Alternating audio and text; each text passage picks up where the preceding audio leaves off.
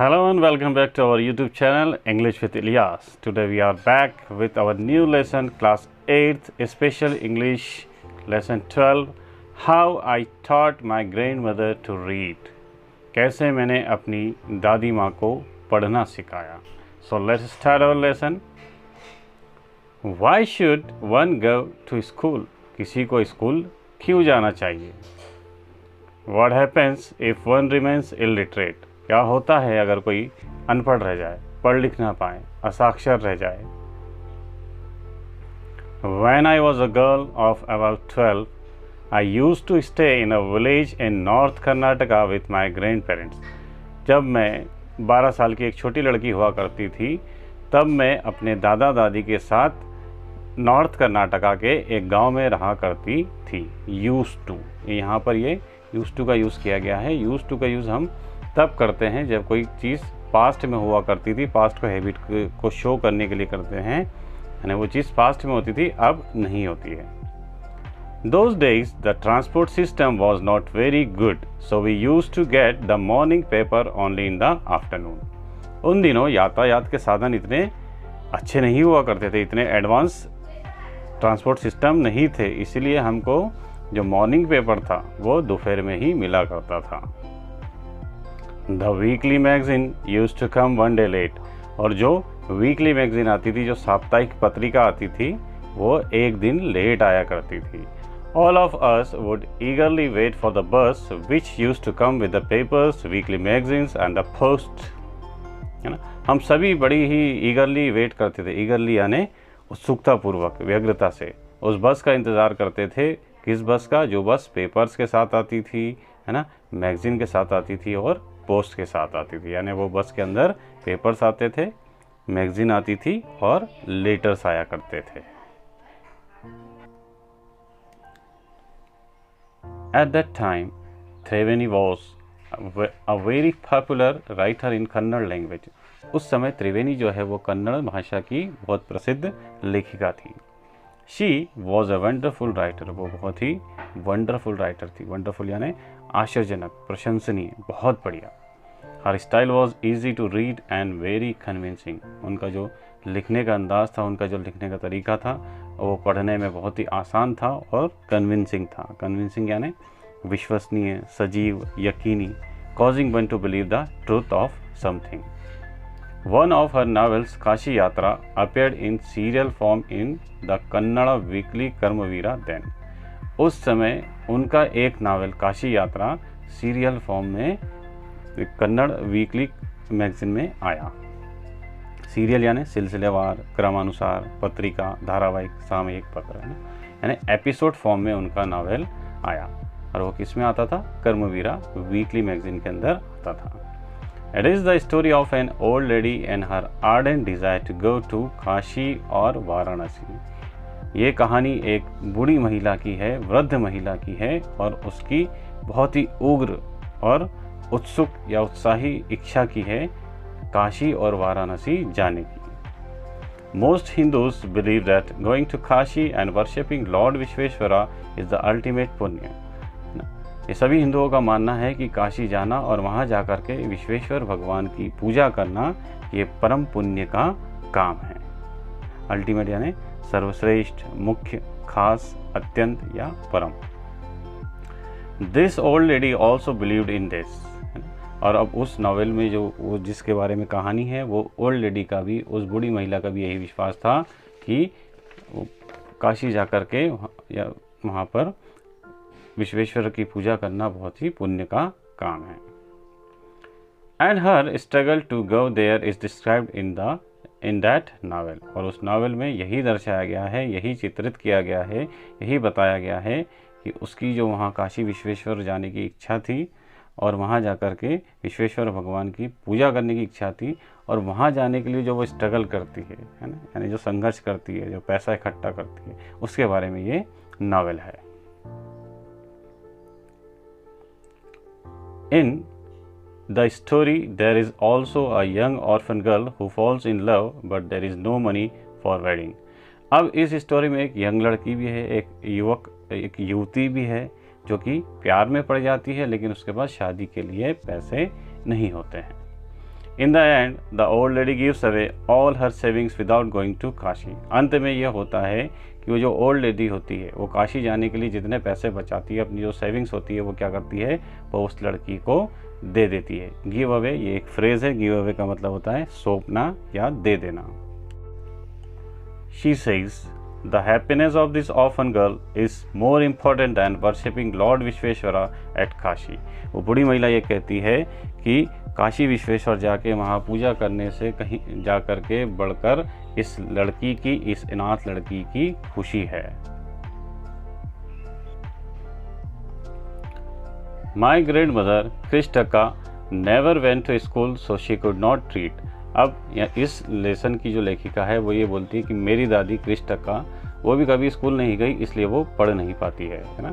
School ना जाने का सबसे बड़ा नुकसान यही होता है कि इंसान पढ़ लिख नहीं पाता है। Every Wednesday the magazine would come and I would read the new episode of this story to her। हर बुधवार को, है ना, उस नावल का जो है, हर बुधवार को उस नावल का एक एपिसोड आया करता था मैगजीन में। ड्यूरिंग दैट, और मैं वो एपिसोड अपनी दादी को पढ़ करके सुनाया करती थी। During that time she would forget all her work and listen with the greatest concentration. और जब मैं वो कहानी, वो नावल का एपिसोड उनको पढ़ करके सुनाती थी मेरी दादी को, तो वो अपना सारा काम काज भूल जाती थी और बहुत ही ध्यान लगा करके, बहुत ही मन से सुना करती थी। My grandmother too never went to Kashi. अब जो मेरी दादी थी वो भी कभी काशी नहीं गई थी। And she identified her self with the novels protagonist.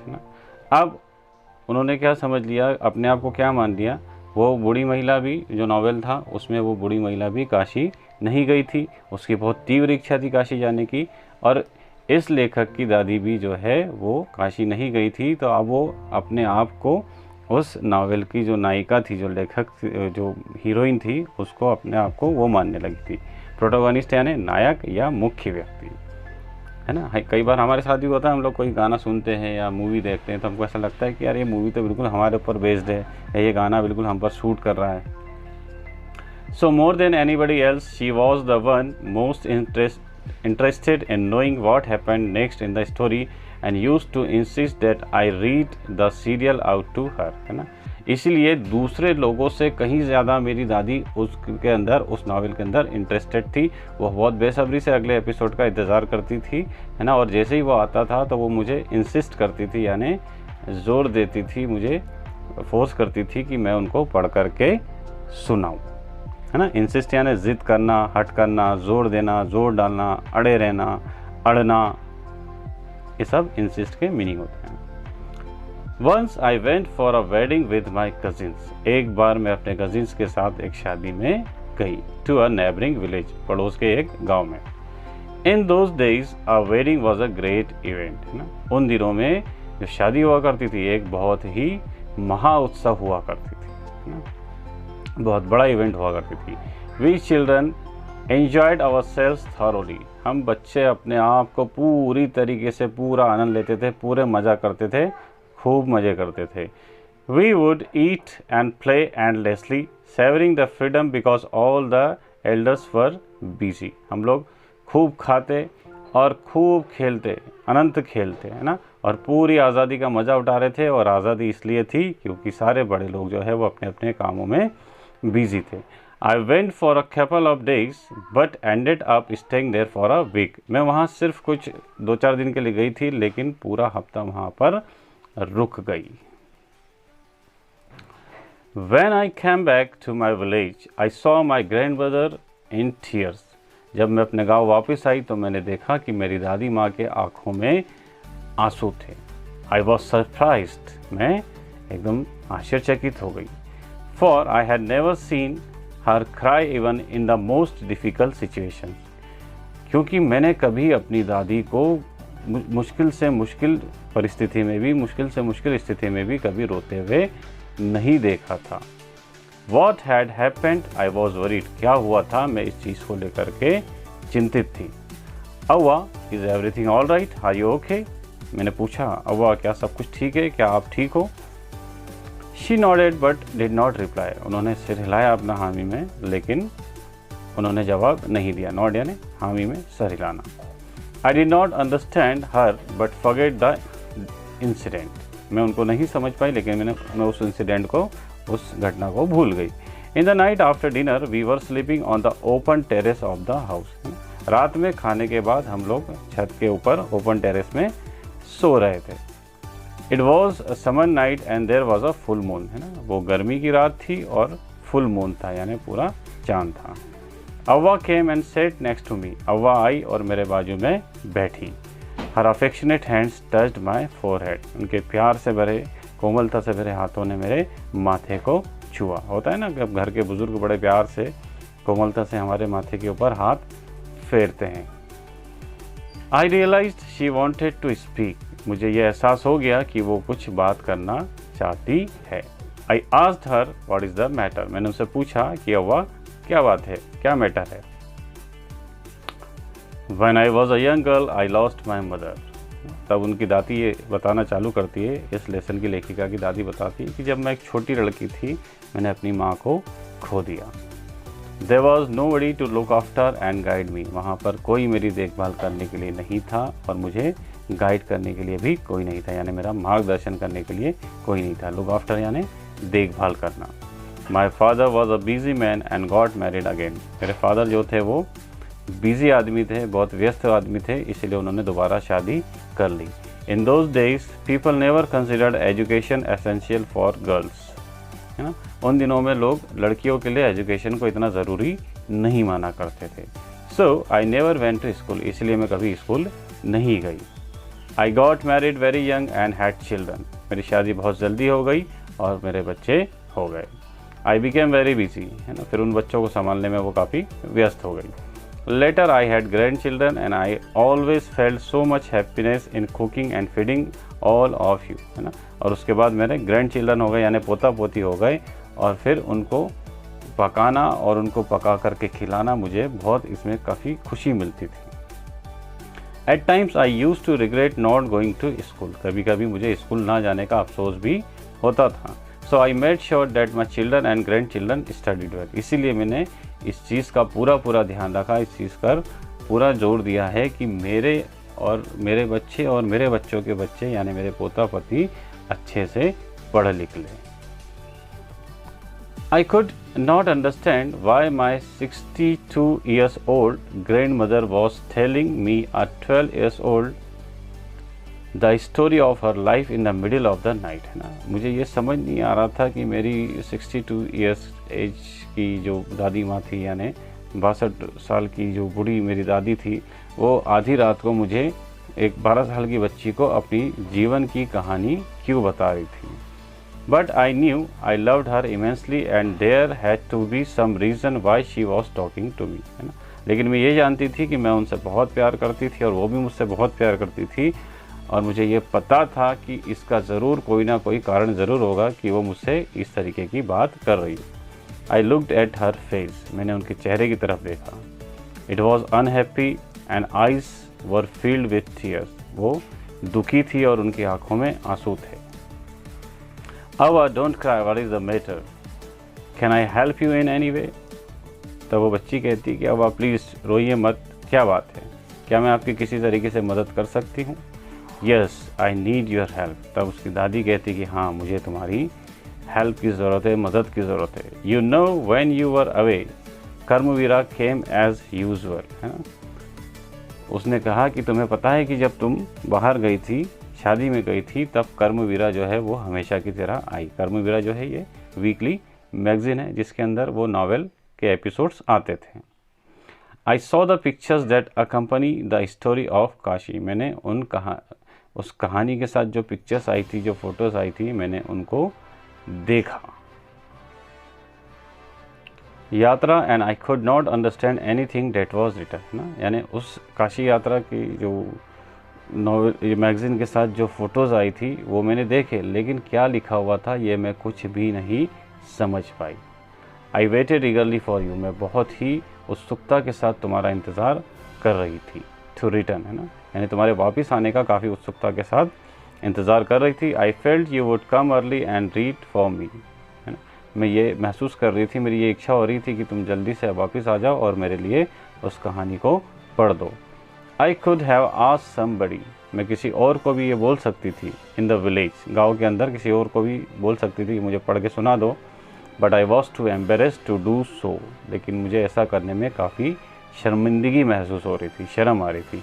I felt very dependent and helpless, मैं अपने आप को काफ़ी लाचार और मजबूर और बेबस महसूस कर रही थी। We are well off, but what is the use of money when I can not be independent. We are well off, well off का मतलब होता है सौभाग्यशाली या धनी, लेकिन हम लोग धनी तो है, लेकिन ऐसे पैसों का क्या मतलब जिससे हम आत्मनिर्भर नहीं हैं, दूसरों के ऊपर निर्भर है, स्वतंत्र नहीं हैं।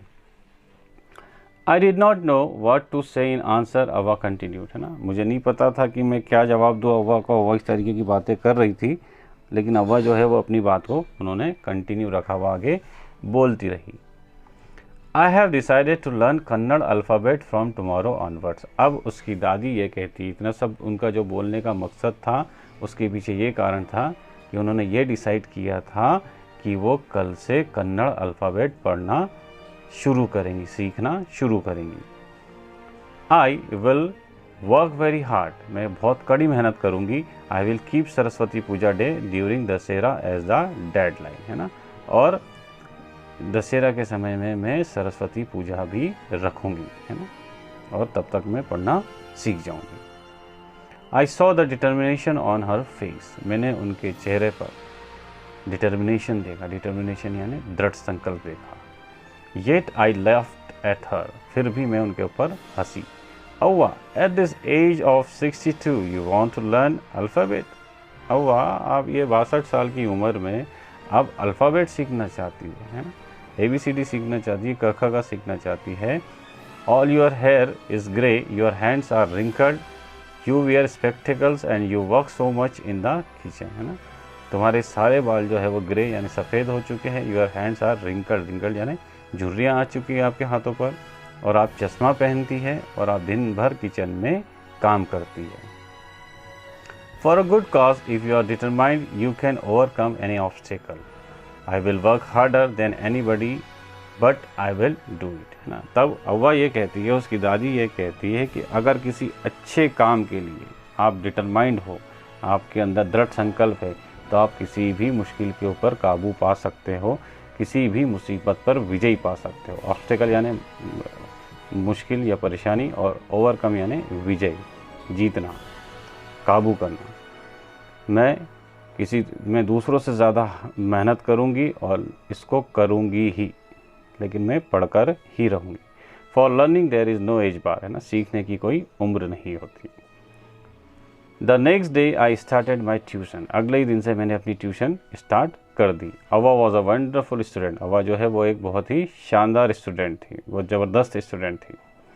The amount of homework she did was amazing, है ना, यानी जितना होमवर्क वो करती थी वो एकदम आश्चर्यजनक था, है ना, बहुत ज़्यादा होमवर्क करती थी।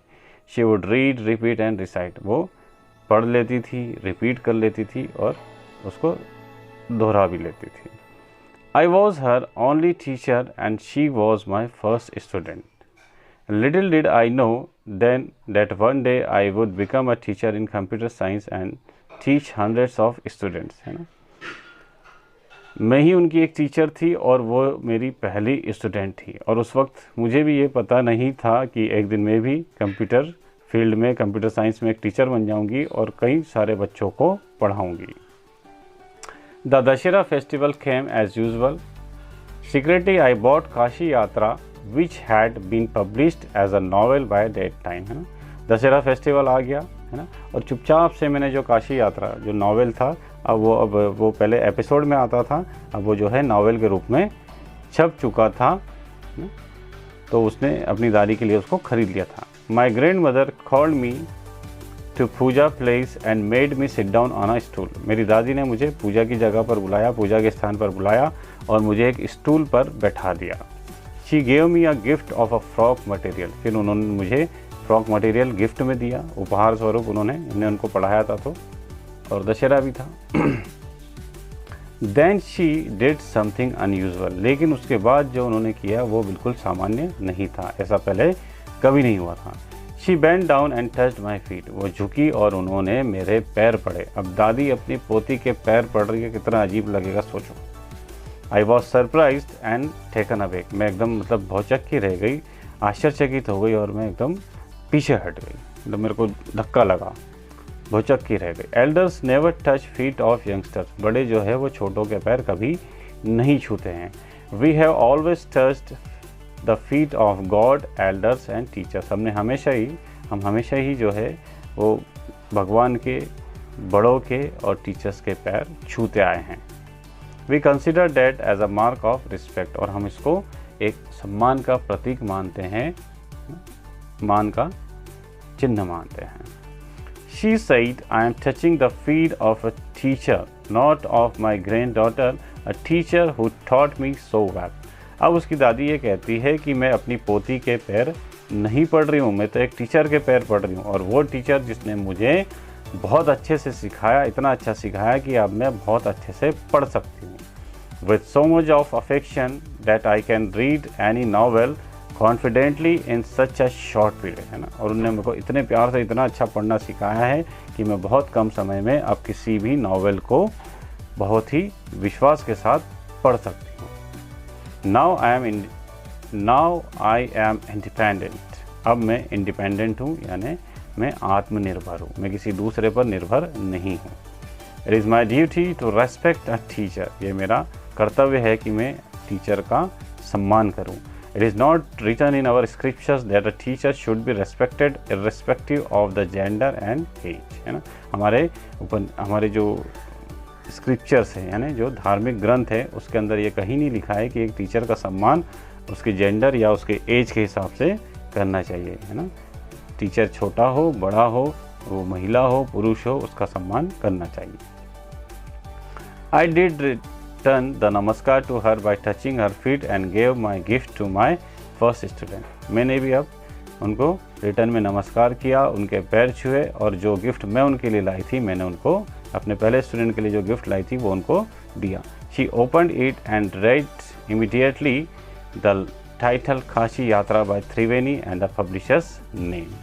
उन्होंने तुरंत उसको खोला और बिल्कुल तेज़ी से उन्होंने उसका टाइटल पढ़ लिया, Kashi Yatra by Triveni, and the publisher's name, और पब्लिशर का नाम भी पढ़ा। I knew then that my student had come off with flying colours, है ना, और अब मुझे पता था कि जो मेरा स्टूडेंट है वो काफ़ी खुश है, वो इतनी खुश है कि वो मानो आसमान में उड़ रही है। So this was the lesson, I hope you understood it. अगर आपको कोई डाउट हो तो आप कमेंट सेक्शन में कमेंट करके पूछ सकते हैं। अगर आप हमारे चैनल पर नए हैं तो प्लीज़ हमारे चैनल को सब्सक्राइब करें, लाइक करें और अपने दोस्तों के साथ शेयर करें। Thank you for watching our video. Have a good day.